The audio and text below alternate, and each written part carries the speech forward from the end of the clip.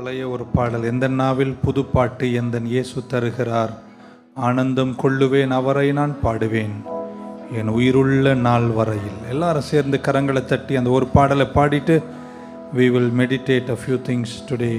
God is good. எந்த நாவில் புதுப்பாட்டு எந்தன் இயேசு தருகிறார், எந்த நாவில் புதுப்பாட்டு எந்தன் இயேசு தருகிறார், ஆனந்தம் கொள்ளுவேன் அவரை நான் பாடுவேன் இருள்ள நாள் வரையில். அல்லேலூயா, ஆனந்தம் கொள்ளுவேன் அவரை நான் பாடுவேன் இருள்ள நாள் வரையில்.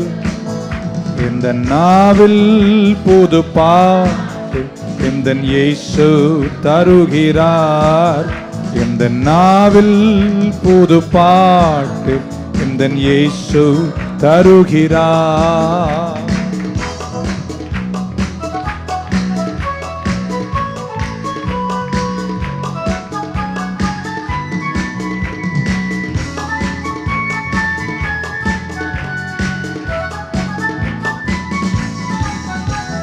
பாவ இருள் என்னை வந்து சுண்டு கொள்கையில் தேவன் அவர் தீபமாய் என்னை தேற்றினார். பாவ இருள் என்னை வந்து சுண்டு கொள்கையில் தேவன் அவர் தீபமாய் என்னை தேற்றினார். ஆனந்தம் கொள்ளுவேன் அவரை நான் பாடுவேன் இருள்ள நாள் வரையில். அல்லேலூயா, ஆனந்தம் கொள்ளுவேன் அவரை நான் பாடுவேன் இருள்ள நாள் வரையில். இந்த நாவில் புது பாட்டு எந்தன் இயேசு தருகிறார், இந்த நாவில் புது பாட்டு எந்தன் இயேசு தருகிறார். உற்சாகம் ஒரு கைத்தாளம்.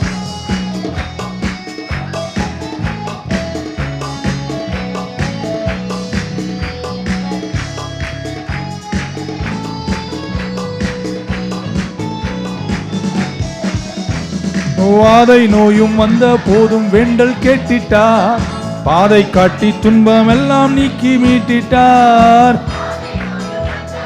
வேண்டல் கேட்டிட்டார், பாதை காட்டி துன்பம் எல்லாம் நீக்கி மீட்டிட்டார். ஆனந்தம் கொள்ளுவேன் அவரை நான் பாடுவேன் உயிருள்ள நாள் வரையில். அல்லேலூயா, ஆனந்தம் கொள்ளுவேன் அவரை நான் பாடுவேன் உயிருள்ள நாள் வரையில். இந்த நாவில் புது பாட்டு எந்தன் இயேசு தருகிறார், இந்த நாவில் புது பாட்டு எந்தன் இயேசு தருகிறார். செட்டில் விழுந்த என்னை அவர் தூக்கி எடுத்தார், நாற்றமெல்லாம் ஜீவரத்தம் கொண்டு மாற்றினார். தூக்கி எடுத்தார், நாட்டம் எல்லாம் ஜீவரத்தம் கொண்டு மாற்றினார். ஆனந்தம் கொள்ளுவேன் அவரை நான் பாடுவேன் இருள்ள நாள் வரையில். அல்லேலூயா, ஆனந்தம் கொள்ளுவேன் இருள்ள நாள் வரையில். எந்த நாவில் புது பாட்டு எந்தன் இயேசு தருகிறார், இந்த நாவில் புது பாட்டு எந்தன் இயேசு தருகிறார். தந்தை தாயும் நண்பர் உற்றார் யாவுமாயினார், மேன்மை சொல்லுவேன் நிந்தை தாங்கி எங்கும் அவர் மேன்மை சொல்லுவேன். ஆனந்தம் கொள்ளுவேன் அவரை நான் பாடுவேன் இருள்ள நாள் வரையில். அல்லேலூயா, ஆனந்தம் கொள்ளுவேன் உயிருள்ள நாள் வரையில். எந்த நாவில் புது பாட்டு எந்தன் இயேசு தருகிறார், எந்த நாவில் புது பாட்டு எங்கள் இயேசு தருகிறார். F மைனர் கொடுங்க. எல்லாருடைய கரங்களை உயர்த்தி, நம்ம இயேசு நல்லவர், என்னை ஒருபோதும் கைவிட மாட்டார், என்னை விட்டு ஒரு நாளும் விலக மாட்டார். என் உயிருள்ள நாளெல்லாம் அவரையே நான் வாஞ்சிக்கிறேன். அவர் என் மேல் அன்பாயிருக்கிறார், நான் அவரை தொடுவேன், அவரை ஆராதிப்பேன். Thank you, Lord Jesus. நம்ம இயேசு நல்லவர், ஒருபோதும் கைவிடார், ஒரு நாளும் விலகிடார். நம்ம இயேசு நல்லவர், ஒருபோதும் கைவிடார், ஒரு நாளும் விலகிடார். கையை தட்டி சொல்லுமா, நம்ம இயேசு நல்லவர், ஒருபோதும் கைவிடார், ஒரு நாளும் விலகிடார். ஒன்று சேர்ந்து நம் துதிப்போம், சாத்தானை மீதிப்போம், தேசத்தை சுதந்தரிப்போம். ஒன்று சேர்ந்து நாம் துதிப்போம், தேசத்தை சுதந்தரிப்போம். அதிசயமானவர் ஆறுதல் தருகிறார், அதிசயமானவர் ஆறுதல் தருகிறார். சர்வ வல்லவர் அவர், சர்வ வல்லவர். சமாதானம் சமாதானம் தருகிறார், எனக்கு சமாதானம் தருகிறார். ஒன்று சேர்ந்து நாம் துதிப்போம்,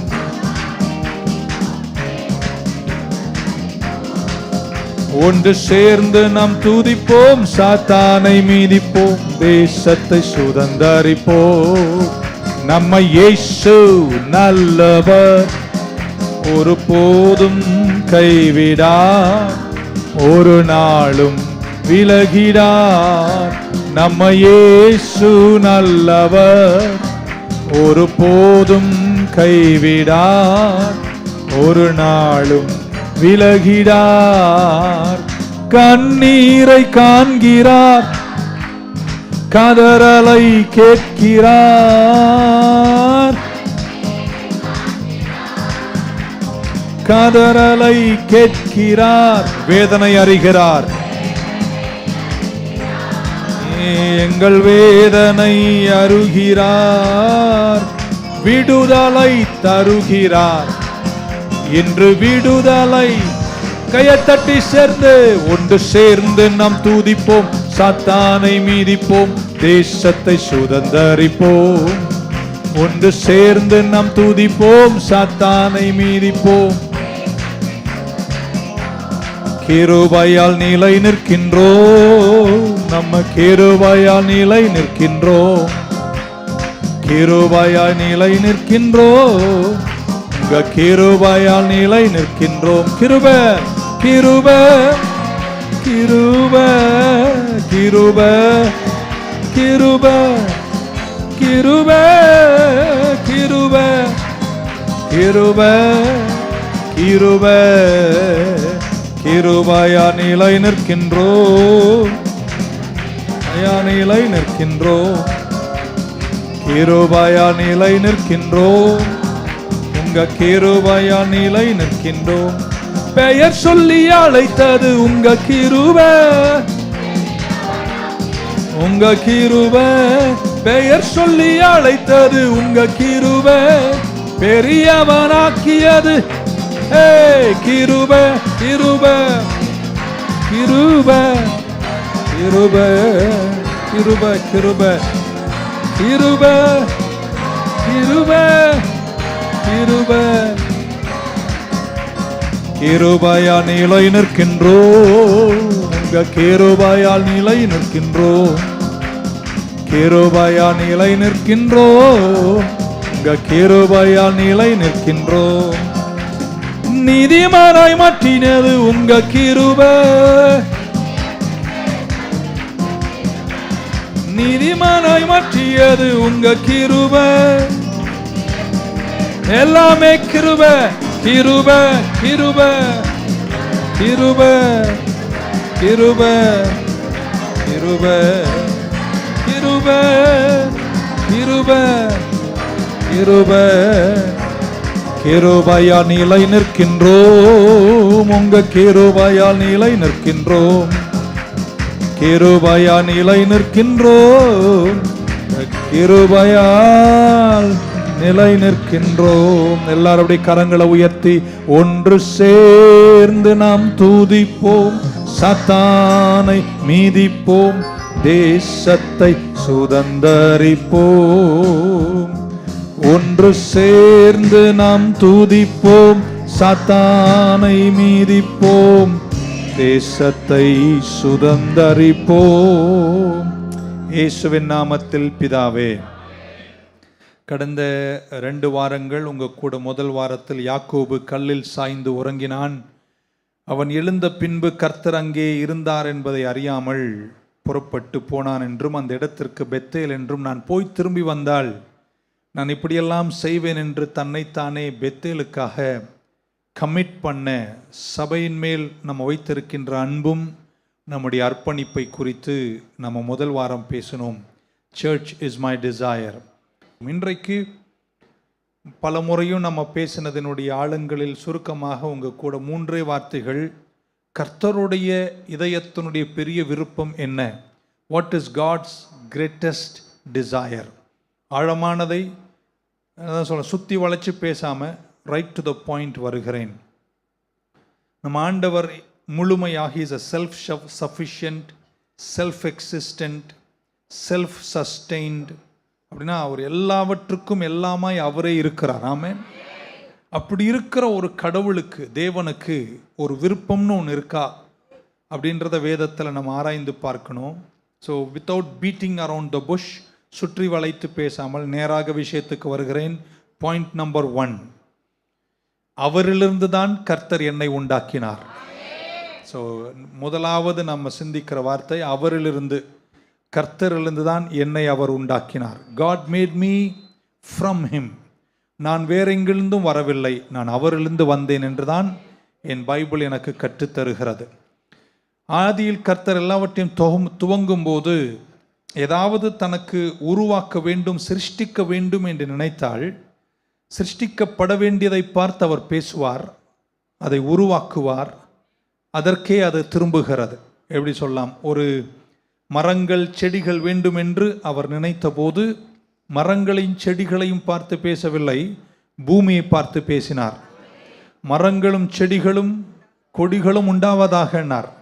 பூமி அதை கொடுத்தது, பூமி அதை தாங்குகிறது. அந்த மரங்களும் செடிகளும் கடைசியில் அந்த பூமிக்கே சேர்ந்து விடுகிறது. I hope you got it. Amen. ஒரு விஷயம் தனக்கு உருவாக்க வேண்டும் என்று நினைக்கும் போது ஒன்றை பார்த்து பேசுவார், அதிலிருந்து அது உருவாக்கப்படுகிறது, உருவானது அதை தாங்குகிறது, முடிக்கும் போது அதற்கே அது திரும்ப சென்று விடுகிறது. புரிஞ்சிருக்கும் நினைக்கிறேன். Amen. So when he wants to create something, ஆண்டவர் சிருஷ்டிகர் பாருங்க, ஒன்றும் இல்லாமையிலிருந்து எல்லாத்தையும் உருவாக்குவதான் சிருஷ்டிப்பதுன்னு அர்த்தம். நீங்களும் நானும் சிருஷ்டிக்கவே முடியாது, உண்டாக்கலாம். ஆமென். அவர் ஒருத்தர் தான் இல்லாமையிலிருந்து உருவாக்க முடியும். நம்ம இருக்கிறது உண்டாக்கலாம். ஸோ கிரியேட் பண்ணுறது வேற, மேக் பண்ணுறது வேற. ஆமென். ஸோ நம்ம ஒன்று செய்கிறோம் அப்படின்னா, நான் ஒரு பானையை உண்டாக்குனா நான் பானையை சிருஷ்டிக்கலை, நான் பானையை உண்டாக்கி இருக்கிறேன். ஆனால் அவர் சிருஷ்டிகர். ஆனால் அந்த சிருஷ்டிகர் கூட அவருடைய சிருஷ்டிக்கும் தன்மைகளில் ஒரு விஷயம் தனக்கு வேண்டும் என்று நினைத்தால், ஆழமாக கேட்கணும் நீங்கள், அதை பார்த்து பேசுவார், அது அதை தருகிறது, அதை அதுவே தாங்குகிறது, திரும்ப அதுக்கே போய் சேர்ந்து விடுகிறது. ஆமென். ஸோ அந்த பிரின்சிபல் எங்கே பார்க்குறோம்? சும்மா நிறைய வசனம் படிக்கணும், நேரத்தின் குறைவால். 1:11 The book of Genesis 1:11 இப்படி வாசிக்கிறோம். And God said, கர்த்தர் சொன்னார், let the earth bring forth grass, the herb yielding seed, and the fruit tree yielding fruit after his kind, whose seed is in itself upon the earth, and it was so. தமிழில் வாசிக்கிறேன். அப்பொழுது தேவன் பூமியானது, எதை பார்த்து பேசுறாரு? பூமியை பார்த்து பேசுறார். என்ன பேசுறாரு? புல்லையும் விதையையும் பிறப்பிக்கும் பூண்டுகளையும், பூமியின் மேல் தங்களில் தங்கள் விதையுடைய கனிகளையும், தங்கள் தங்கள் ஜாதிகளின்படியே கொடுக்கும் கனி விருட்சங்களையும் முளைக்கு கடவது உண்டாவது என்றார். ஆனால் யாரை பார்த்து பேசுறாரு? பூமியை பார்த்து பேசுறார். நல்லா புரிஞ்சுக்கணும். பூமியை பார்த்து செடிகள் என்றாரு. பூமி செடிகளை கொடுக்கிறது, அந்த செடிகளை பூமி தாங்குகிறது, கடைசியில் அந்த செடி எங்கே போய் சேர்கிறது? பூமிக்கே சேர்ந்து விடுகிறது. இப்போ இப்படி வச்சுக்கலாமா? ஒவ்வொரு வசனமா படிச்சா நமக்கு நேரம். தண்ணீரை பார்த்து சொன்னார், ஆமென். And he looked to the waters and said, bring forth abundantly the moving creatures that hath life. தண்ணீரை பார்த்து இப்போ பேசுறாரு, மச்சங்கள் உண்டாவதாக. பின்பு தேவன் நீந்தும் ஜீவ ஜந்துக்களையும் பூமியின் மேல் வானம் என்கிற ஆகாய விரிவில் பறக்கும் பறவைகளையும், ஸோ ஒவ்வொன்றையும் பார்த்து பேசுகிறார். தண்ணீரை பார்த்து பேசுகிறார், இப்படி உண்டாவதாக. உங்களுக்கு தெரியும், மச்சங்கள் உண்டாயிட்டு எதிலிருந்து வந்தது? தண்ணியிலிருந்து வந்துச்சு. தண்ணி அதை என்ன செய்து தாங்குகிறது. முடிக்கும் போது அதை எங்கே போய் சேருது? தண்ணியில் சேருது. மிச்சத்தை நீங்கள் சாப்பிட்றீங்க. ஓகே, ஸோ ஆண்டவருடைய சிருஷ்டிக்கும் பேட்டர்னில் நீங்கள் ஒரு அழகை பார்க்க முடியும். இப்படி உண்டாவதாகன்னு சொன்னார். ஸோ ஆண்டவருக்கு ஒன்று வேணும்னா அதை பார்த்து பேசுகிறார், அதுவே அதை தாங்குகிறது, அதுக்கே அது திரும்பி விடுகிறது. இப்போ நீங்கள் புரிஞ்சுப்பீங்க நான் என்ன சொல்ல வரேன்னு. ஆண்டவருக்கு நீங்கள் வேணும்னு விரும்பினார். ஒரு 5 ஆமேனுக்கு நன்றி. அவருக்குன்னு ஒருத்தங்க வேணும்னு விரும்புகிறார். இந்த முறை அவர் பூமியையும் கடலையும் பார்த்து பேசவில்லை, தன்னை பார்த்து பேசினார். தன்னை பார்த்து என்ன சொன்னார்? லெட் அஸ் மேக் அப்படின்றார். ஆமென். மனிதனை நாம் என்ன செய்வோம்? உண்டாக்குவோம் என்று சொன்னார். இப்படி சொல்ற நல்லா கேட்கணும். அவரிலிருந்து உங்களை உண்டாக்கினாரு, அவரே உங்களை தாங்குகிறாரு. முடிக்கும் போது அவர்கிட்டே போய் சேர்ந்துருவீங்க. இன்னொரு வாட்டி சொல்றேன், கேட்டுக்கோங்க. அவரிலிருந்து தான் உங்களை உண்டாக்கினாரு, அவரால் தான் நீங்க தாங்கப்படுறீங்க. முடியும் போது அவர்கிட்டே நீங்க போய் சேர்ந்துருவீங்க. சேர்வேன்ற நம்பிக்கை இருக்கிறவங்க ஆமேன்னு சொல்ல மாட்டீங்க. So in 1:26 of Genesis, ஆதியாகமம் 1:26 சொன்னார், let us make man in our image. மனுஷனை நம்முடைய சாயலில் உண்டாக்குவோம் என்று சொன்னார். அவரிடத்திலிருந்து வந்தேன், அவர் என்னை தாங்குகிறார், திரும்ப நான் அவருக்கே போய் விடுகிறேன். ஆமென். இப்போ நீங்க ஒரு கேள்வி கேட்பீங்க, என்ன மண்ணிலிருந்து தானே உண்டாக்கினார்? இல்லை, நான் ஏற்கனவே உங்களுக்கு ஒரு நாள் ஆழமா பேசியிருக்கேன். உங்களை மண்ணிலிருந்து உண்டாக்குவதற்கு முன்பாகவே உங்களை அவர் தன் சாயலில் உண்டாக்கிட்டார். ஸோ ஆவியை உண்டு பண்ணியிருக்கிறாரு. அதுக்கப்புறம் உங்களுக்கு அவர் என்ன பண்ணுறார்? ஒரு சரீரத்தை கொடுக்கிறார். இப்போ உங்களை பார்த்து சொல்கிறேன், உங்கள் சரீரம் எங்கேருந்து வந்துச்சு? மண்ணிலிருந்து வந்துச்சு. இந்த மண்ணு உங்களை தாங்குகிறது. இந்த மண்ணில் தாங்கப்படுகிற நீங்கள் ஒரு முடிவு வரும்போது எங்கே திரும்புறீங்க?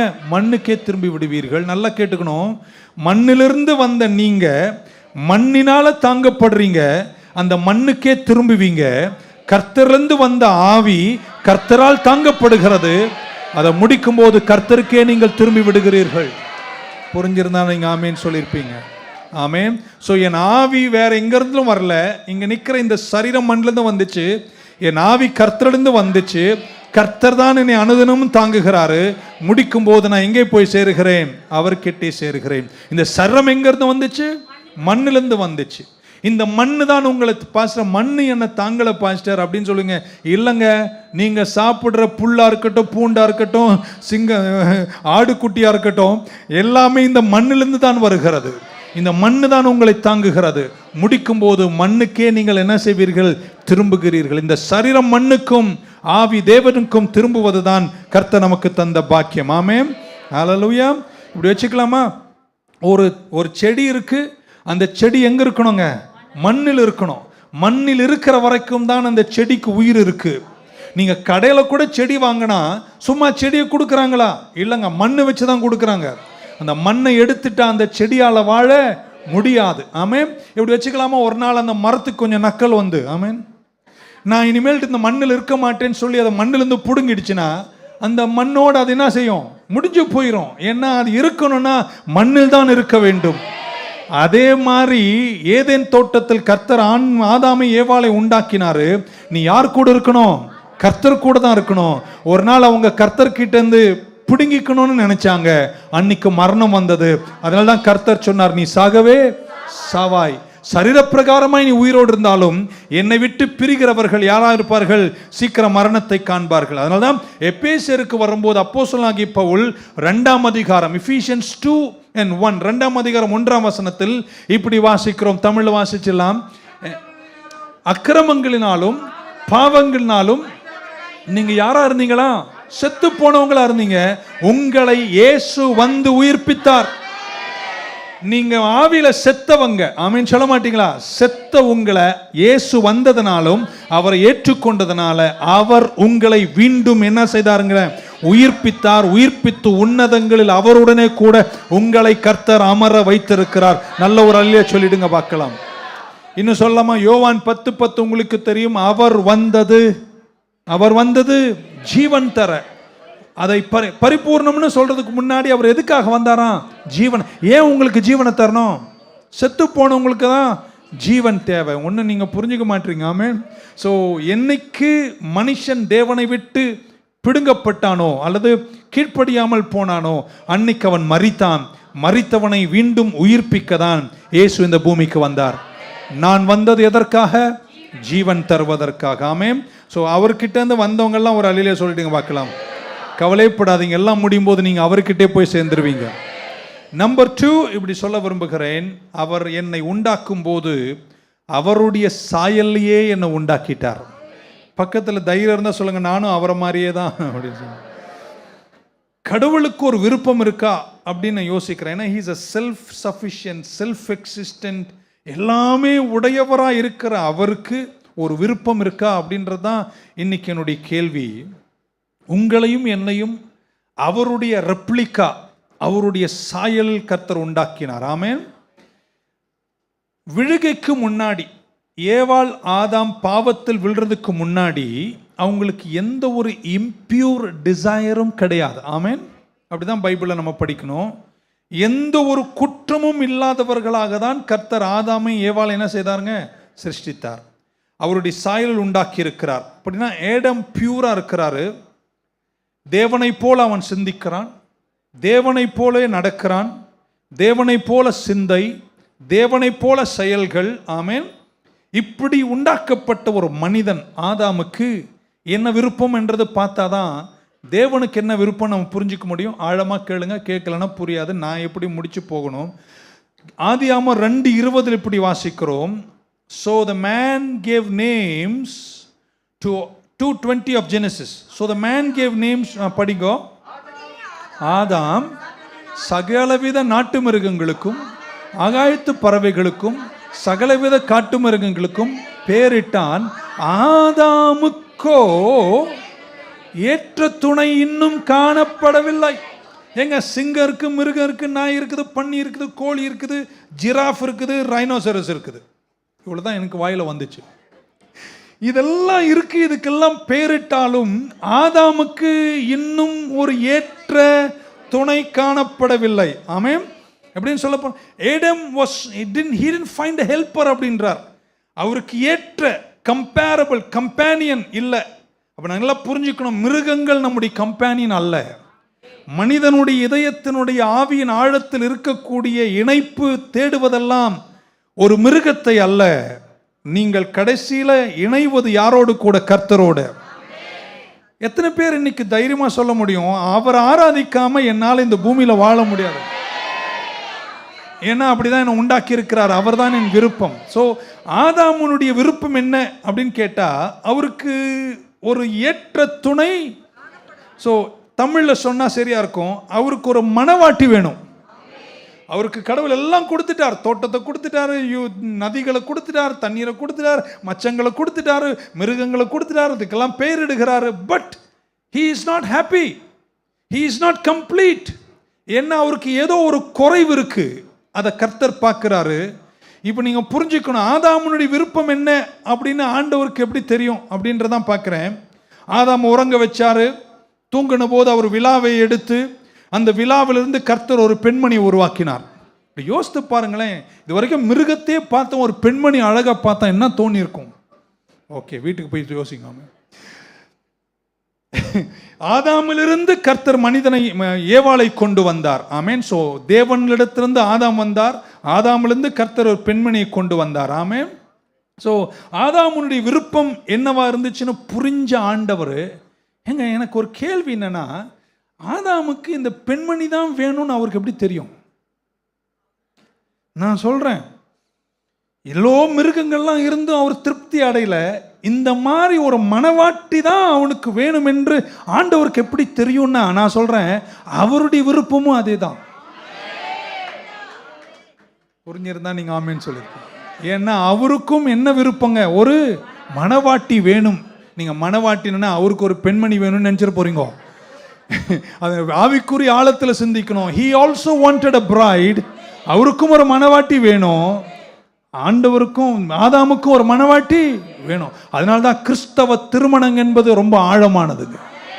நம்ம சும்மா கொட்டெல்லாம் அடிக்கிறதல்ல நம்முடைய திருமணம். நம்முடைய திருமணம் என்பது ஒரு மணவாளன் ஒரு மணவாட்டியோடு என்றென்றைக்கும் இணைக்கப்படுவதுதான் கர்த்தர் தந்த திருமணம். நல்ல ஒரு அலையை சொல்ல மாட்டீங்களா? நிறைய விஷயங்கள் சொல்ல வேண்டும், அது இந்த நேரத்தில் நமக்கு தேவையில்லை. ஆமென். ஏடம்ஸ் டிசையர் வாஸ் பியூர். விழுகைக்கு முன்னாடி ஆதாமுனுடைய சிந்தனைகளும் இருதயம் சுத்தமா இருந்துச்சு.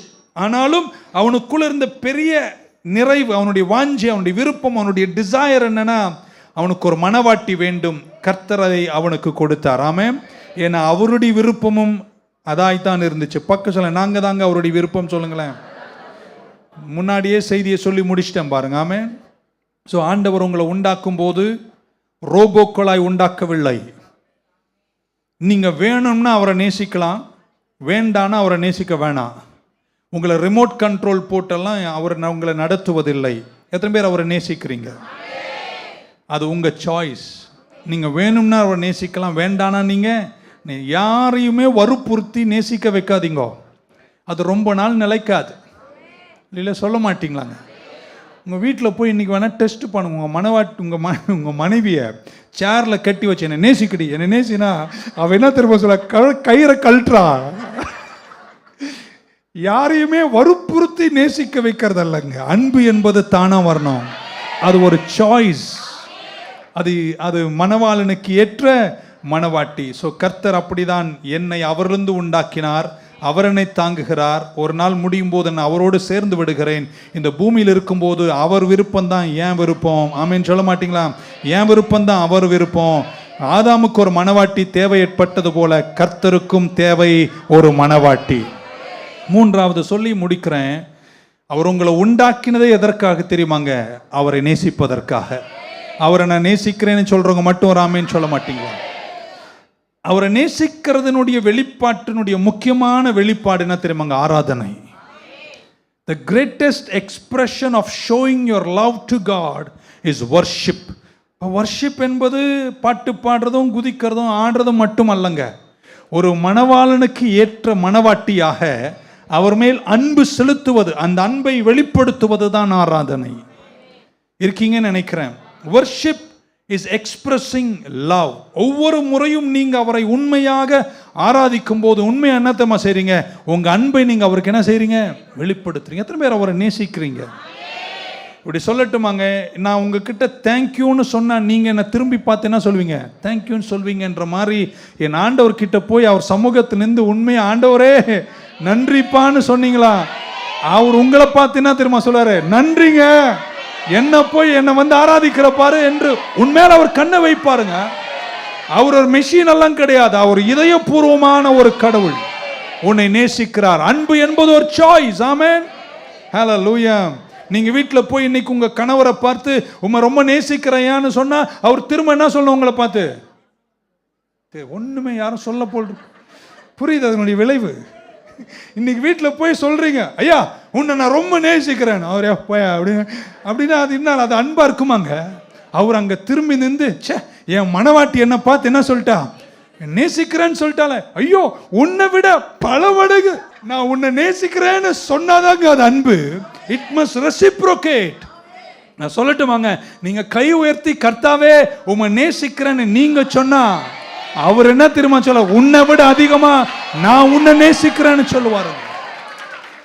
ஏன் இதை சொல்றேன்னா, தேவனுடைய இதயத்தினுடைய விருப்பம் என்ன தெரியுமாங்க? அவர் மணவாட்டி தாங்க. இல்லையே சொல்ல மாட்டீங்களா? I have no more. ரொம்ப எக்ஸ்பிளைன் பண்ண வேண்டிய அவசியமே உங்களுக்கு புரிஞ்சிருக்கு. ஆமென். அன்பு என்பது இட் ஹேஸ் an எக்ஸ்பிரஷன். ஆண்டவருடைய அன்பின் வெளிப்பாடு தான் நீங்கள். ஆமென். நீங்க அவர்கிட்ட நேசிக்கிறேன்னு சொன்னா உங்களையும் அவர் நேசிக்கிறேன்னு சொல்லுவார். அவர்கிட்ட நன்றின்னு சொன்னா உனக்கு அவர் நன்றி சொல்லுவார், உன்னை வாழ வைப்பார், உன்னை உயர்த்துவார். ஆமென் சொல்ல மாட்டீங்களா? நீங்க அவரை தொட்டீங்கன்னா அவர் உங்களை தொடுவாருங்க. ஆராதனையில் அன்பு செலுத்துங்க. ஆமென் சொல்ல மாட்டீங்களா? ஒரு பாட்டு மட்டுமல்ல ஆராதனை, சத்தம் போடுவதல்லங்க ஆராதனை, உங்க அன்பின் வெளிப்பாடுங்க ஆராதனை. ஒரு பெண்மணி பல உபத்திரவங்கள் 12 வருஷம் பாடுகளோடு வந்து பல நெருக்கடிகளை சந்தித்து சமுதாயத்தில் வர முடியாமல், சட்டங்கள் தன்னை புறக்கணித்து ஜனங்கள் தன்னை தள்ளி கீழே தள்ளிய போது கூனி குறுகி வந்து இயேசுவின் வஸ்திரத்தின் தொங்கல் அவர் தொட்ட போது அவருக்கு தெரியும், இந்த சும்மா தொடுறவங்க எல்லாம் எனக்கு தெரியாதுங்க, ஆனா நிஜமா என்ன ஒருத்த தொடுற பாரு, என்ன தொட்டா நான் உன்னை தொடுவேன்னாரு. அன்னைக்கு அவருடைய இரத்த போக்கை கர்த்தர் மாற்றினார். இன்னைக்கு சொல்றாங்க, ஆராதனை என்பது அன்பின் வெளிப்பாடு. நீங்க அவரை தொட்டா அவர் உங்களை தொடுவாரு, நீங்க அவரை நேசிச்சா அவர் உங்களை நேசிப்பாரு, நீங்க அவரை உயர்த்தினா உன்னை அவர் வான பரியந்தம் உயர்த்துவாரு. உண்மையான ஆராதனை வீரனுக்கு ப்ரமோஷன் நிச்சயம். இல்லையா, சொல்ல மாட்டீங்களா? Hallelujah. If you touch God in worship, He will touch you back. ஆராதனையில் கர்த்தரை தொடுகிறவர்களை கர்த்தர் தொடுவார். இப்படி சொல்லட்டுமாங்க, ஜெபத்தில் அவரை தொட்டீங்கன்னா பதில்களால் உங்களை தொடுவார். Hallelujah. Amen. இப்படி சொல்லமா, நீங்க ஆண்டவர்கிட்ட போய், ஆண்டவரே உம்மை நான் ரொம்ப நேசிக்கிறேன்ப்பா, உமக்காக உயிரை கூட கொடுப்பேன்னு நீங்க சொன்னீங்கன்னா அவர் என்ன ஏற்கனவே கொடுத்துட்டேன்டான்னு, அவ்வளோ அன்புள்ளவர். கால்வரியில் தன் ஜீவனை உனக்காய் கொடுத்தார். அவருடைய அன்பின் வெளிப்பாடு தான் ஆராதனை. ஸோ இன்னைக்கு என்ன என்னுடைய செய்தினா, பைபிளில் மீண்டும் மீண்டும் மீண்டும் நான் படிச்சுட்டா, இன்னைக்கு நான் 6:30 மணி வரைக்கும் படிச்சுட்டு இருக்கலாம். அவ்வளோ வசனங்களை பைபிள் என்ன சொல்லுதுன்னா, நீங்க தான் என் இதய விருப்பம்ன்றார். பழைய ஏற்பாட்டில் இஸ்ரவேலன்னு சொல்லலாம், புதிய ஏற்பாட்டில் உங்களை தான் சொல்றார். இப்போ என் செய்தியை சுருக்கிறேன். What is Satan's greatest desire? He wants to be worshipped. அவனுக்கு சுய ஆராதனை வேணும், எல்லாரும் என்ன பார்க்கணும், நான் பெரிய ஆள் அப்படின்னு. ஆண்டவர் அதனால தான் கீழே தள்ளிட்டார் அவனை. போன வாரம் அந்த செய்தி ஆழமாக கேட்டிருக்கீங்கன்னு நினைக்கிறேன், திரும்ப சொல்ல வேணாம். ஆனால் ஆண்டவருடைய இதயத்தினுடைய விருப்பம் என்ன தெரியுமாங்க? நீங்க தாங்க. எவ்வளோ சோகமாக கேட்டீங்க பாருங்க. சில இறையலான ஆழங்களை புரிஞ்சுக்கிட்டாதாங்க கிறிஸ்தவ வாழ்க்கை நல்லா இருக்கும். This phrase in the Bible, God's heart cry, எப்படி சொல்லலாம், ஒரு மனிதனுடைய இதய அழுகைன்னு சொல்லாமே, இதுதான் என் ஏக்கம் அப்படின்னு சொல்றது வேற யாரும் கிடையாது, நீங்க தாங்க. நான் ஒரு 100 வசனம் உங்களுக்கு காட்டலாம், ஒரு 2-3 காட்டிட்டு முடிச்சிருவோம். யாத்திரையாகமம் 6:7 ஆண்டவர் சொல்றாரு, 6:7 of the book of Exodus இப்படி சொல்றாரு, உங்களை எனக்கு ஜனங்களாய் சேர்த்து கொண்டு உங்களுக்கு நான் தேவனாய் இருப்பேன், உங்கள் மேல் எகிப்தியர் சுமந்த சுமைகளை நீக்கி உங்களை விடுவிக்கிற உங்கள் தேவனாகிய கர்த்தர் நான் என்று அறிவீர்கள். அவர் விருப்பமே யாருங்க? நீங்க தாங்க, இஸ்ரவேல். ஆமென். இங்கிலீஷில் I will take you as my people, உங்களை என் ஜனமான எடுத்துக்கிட்டு நான் உங்க தெய்வமா இருப்பேன்ட்டார். லேவியராகமம் 26:12 சொல்றாரு, I will walk among you, நான் உங்க நடுவில் நடந்து நான் உங்க தெய்வமா இருப்பேன், நீங்க என் ஜனமா இருப்பீங்க. அவர் ஜனம்னு சொல்றாங்கலாம் அவர் அல்லே சொல்ல மாட்டீங்களா? அவர் ஜனம்னு சொல்றானா, கடைசியில் வெளிப்படுத்தல முடிக்கும் போது அவர் சொல்றார், நீங்க தான் என் மனவாட்டின்றார். ஸோ இப்படி சொல்றேன், சபையாரெல்லாம் வலது கை உயர்த்தும் போது கர்த்தருடைய இதயத்தினுடைய ஏக்கமான ஆழமான விருப்பம், அவருடைய டிசைர், அவருடைய கிரேட்டஸ்ட் டிசைர் யார் தெரியுமாங்க? நீங்க தாங்க. உங்களுக்காக தான் அவர் பூமிக்கு வந்தார், உங்களுக்காக தான் மரித்தார், உங்களுக்காக தான் அடக்கம் பண்ணப்பட்டார், உங்களுக்காக தான் உயிர் தெழுந்தார், உங்களுக்காக திரும்ப வருவாரு. அவர் இதயம் ஏங்குவதே உங்களுக்காக. அதை நம்புறேன்னு சொல்ற திருச்சபை கரங்களை உயர்த்தி அல்லேலூயான்னு சொல்லுங்க பார்க்கலாம். எரேமியா 7:23 வாசிக்கிறேன். Jeremiah 7:23, but this is what I commanded them saying, obey my voice. அவர் சொல்றார், I will be your God, you will be my people. நீங்க திருப்பிட்டே இருக்கிற பைபிளை ஒரு கன்கார்டன்ஸ் வச்சு சர்ச் பண்ணி படிச்சீங்கன்னா அவர் திரும்ப திரும்ப திரும்ப சொல்ற ஒரே வார்த்தை, நீங்க என் ஜனம், நான் உங்க தெய்வம். அப்படின்னா உங்க நடுவில் இருக்காருன்னா நீங்க எப்படிங்க இருப்பீங்க? எதுவுமே நம்புறீங்க? இந்த வருஷம் இந்த செய்திக்கு பின்னாடி அவர் எங்க தெய்வம், நாங்க அவருடைய ஜனம் என்று விசுவாசம் உள்ளவங்களா கரங்களை உயர்த்தி ஒரு ஆமீன் சொல்ல மாட்டீங்களா? He is my God, we are your people. எரேமியா 11:4 வரும்போது சொல்றார், which I commanded your fathers in the day that I brought them forth out of the land of Egypt from the iron furnace, saying, obey my voice and do them according to all which I commanded you, so you shall be my people and I will be your God. படிச்சுட்டே இருக்கலாமா? சரி, புதிய ஏற்பாட்டுக்கு வந்துருவோமே. ஹோசியால புறஜாதிகளை பார்த்து சொல்றார். Hosea 2:23 மட்டும் படிக்கிறேன். Hosea 2:23, then I will show her for myself in the earth, I will have mercy on her who had not obtained mercy, and then I will say to those who are not my people. புறஜாதிகளை என் ஜனமா இல்லாதவங்க கூட ஒரு நாள் என்கிட்ட வருவாங்க பாருங்க, அவங்களுக்கு நான் சொல்றேன், நீங்க என் ஜனம், நான் உங்க தெய்வமா இருப்பேன். இன்னைக்கு உங்க வீடுகளுக்கு போகும்போது நீங்க புரிஞ்சுனுங்க, உங்க நடுவில் அவர் இருப்பார், உங்களுக்குள்ள இருப்பார், உங்க நடுவில் உலாருவார், உங்களை விட்டு விலக மாட்டார். அவர் உங்கள் தெய்வம், நீங்க அவருடைய ஜனம். வைராக்கியமா இருங்க, உங்க யுத்தங்கள் எல்லாம் கர்த்தர் முடிச்சு வைப்பாருங்க. இல்லையா? சொல்லலையே நீங்க.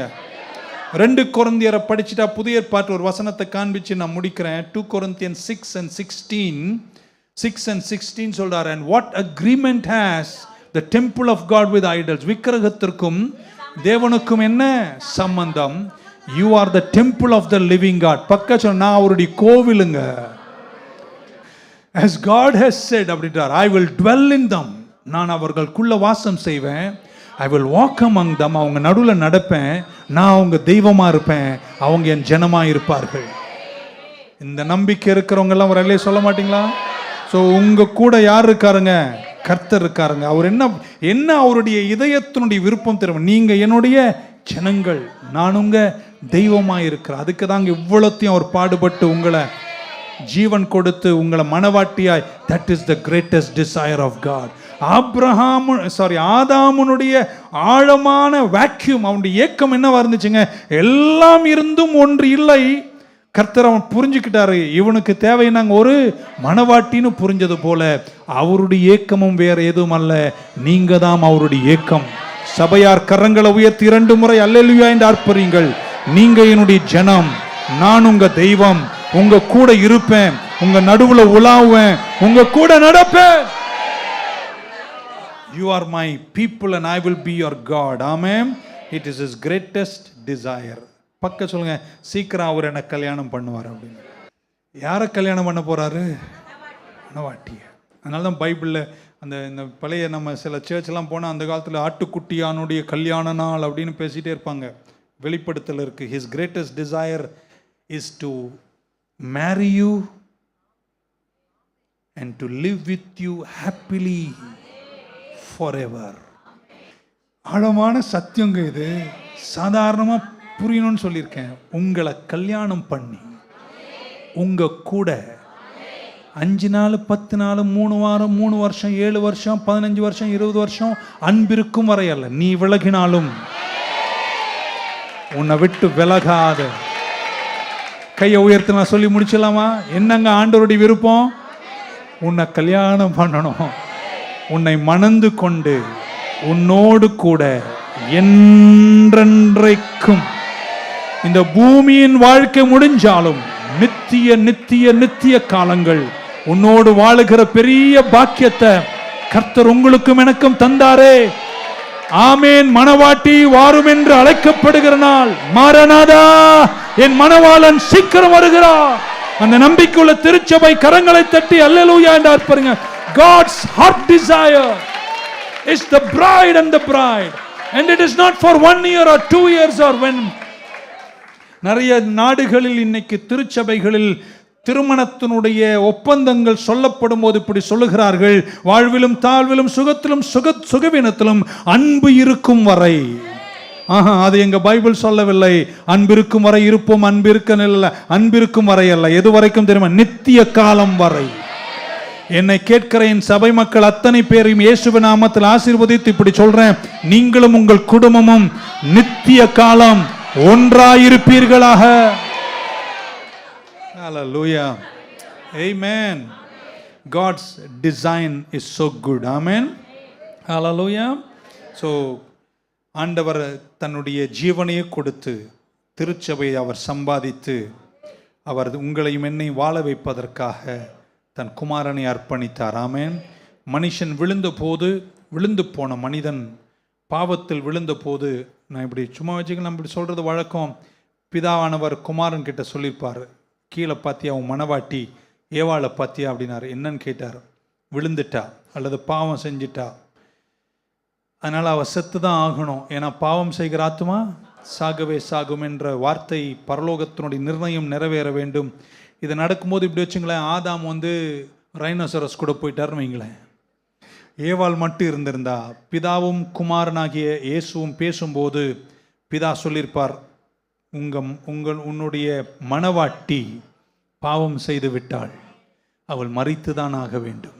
அப்போதான் குமாரன் சொன்னார், அவ சாக வேணா, நான் சாகிறேன்னு. அவர் கால்வரிக்கு தன்னை ஒப்பு கொடுத்து மனவாட்டியை சாக விடாமல் தான் கால்வரியில மரித்து உன்னையும் என்னை மீட்டு கொண்டாரே. அந்த மீட்பை கடைசி ஜீவனுள்ள நாட்கள் எல்லாம் கொண்டாடுவேன்னு சொல்றவங்க இருந்தா கையை தட்டியோ உயர்த்தியோ ஆமேன்னு சொல்ல மாட்டீங்களா? The greatest gift that God has given you and me is the salvation, Good Friday. அதுதான் கர்த்தர் கால்வரிக்கு வந்த நிறைவு. கர்த்தர் உங்க கூட இருந்து எல்லா வெற்றியோடு நடத்தட்டும்.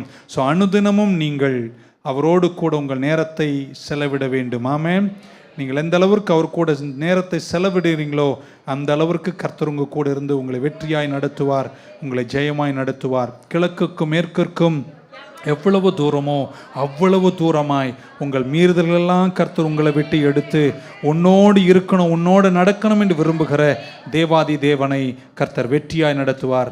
பக்கத்தில் ஆண்டவருடைய எதைய விருப்பம் என்னாங்க, உன்னை கல்யாணம் பண்ண நினைக்கிறார் இப்படின்னு சொல்லி தப்பா திருப்பிட போறீங்கோ. சபையாகிய தன் மனவாட்டியை, இது எந்த டினாமினேஷனுக்கும் கொடுக்கப்பட்ட தனிப்பட்ட குத்தகையெல்லாம் கிடையாதுங்க. இது அவர் இரத்தத்தால் மீட்கப்பட்டு அவரை ஏற்றுக்கொண்ட எல்லா பிள்ளைகளையும் கர்த்தர் மணந்து கொள்ளுகிறார். ஒன்று மட்டும் சொல்ல, அவங்க பரலோகத்தில் எந்த டினாமினேஷனும் கிடையாதுங்க. ஆமாம், அதெல்லாம் கிடையாது. அங்கே இரத்தத்தால் மீட்கப்பட்ட பதினாயிரங்கள் இரத்தத்தால் கழுவப்பட்ட ஜனங்கள் ஆர்ப்பரித்து தேவனை ஆராதிக்க சிங்காசனத்தில் வீற்றிருக்கிற தெய்வம் ஆட்டுக்குட்டியானவருடைய கல்யாணத்தின் மகத்துவங்களை கண்டு ஜெயத்தோடு நம்மை நடத்துவார். வீண்டு சொல்கிறேன், what is God's greatest heart desire? That he wants to be with you, dwell with you, walk with you, talk with you, live with you. பக்கி சொல்லுங்க, அவ்வளோ உன்னை நேசிக்கிறாரே, கொஞ்சம் அவர்கிட்ட பேச மாட்டியா? ஆமென். நீங்க மாறணும், அவர்கிட்ட பேசணும். திரும்பியும் சொன்னதை திரும்ப சொல்லது எனக்கு பிடிக்கல. நீங்க பேசினா அவர் உங்க கூட, நீங்க அவரை தொட்ட அவர் உங்களை, நீங்க தொங்கலை தொட்ட அவர் நிந்து உன்னை ஆசீர்வதிப்பார். That's his love for you. அவ்வளவு உன்னை நேசிக்கிறார். அந்த அன்பை வெளிப்படுத்த சபைக்கு கொடுக்கப்பட்ட முக்கியமான விஷயம் ஆராதனை அல்லது இவன் ஜெபம். ஆமென். அந்த பங்கில் நீங்கள் உங்கள் அன்பை வெளிப்படுத்தி கொண்டு கர்த்தருக்காய் வாழுங்கள். வெற்றி நிச்சயம், விடுதலை சத்தியம். கர்த்தர் உங்களை ஆசீர்வதிப்பாராக. Shall we stand in the presence of God? Thank you Jesus. நீங்க போதும் எனக்கு, நீங்க போதும் எனக்கு, நீங்க போதும், நீங்க போதும், நீங்க போதும் எனக்கு, நீங்க போதும் எனக்கு, நீங்க போதும் எனக்கு, நீங்க போதும், நீங்க போதும், நீங்க போதும் எனக்கு. உம்மை விட்டா யாரும் இல்லை ஏசையா, உம்மை விட யாரும் இல்லை ஏசையா, உம்மை விட்டால் யாரும் இல்லை ஏசையா, உம்மை விட யாரும் இல்லை ஏசையா. நீங்க போதும் எனக்கு, நீங்க போதும் எனக்கு, நீங்க போதும், நீங்க போதும், நீங்க போதும் எனக்கு, நீங்க போதும் எனக்கு.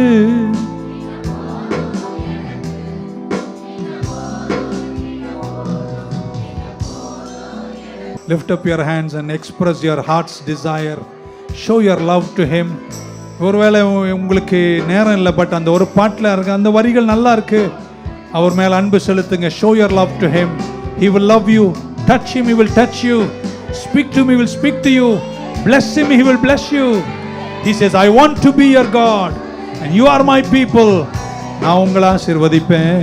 நீங்க போதும் எனக்கு, நீங்க போதும் எனக்கு, நீங்க போதும், நீங்க போதும், நீங்க போதும் எனக்கு, நீங்க போதும் எனக்கு, நீங்க போதும் எனக்கு, நீங்க போதும், நீங்க போதும், நீங்க போதும் எனக்கு.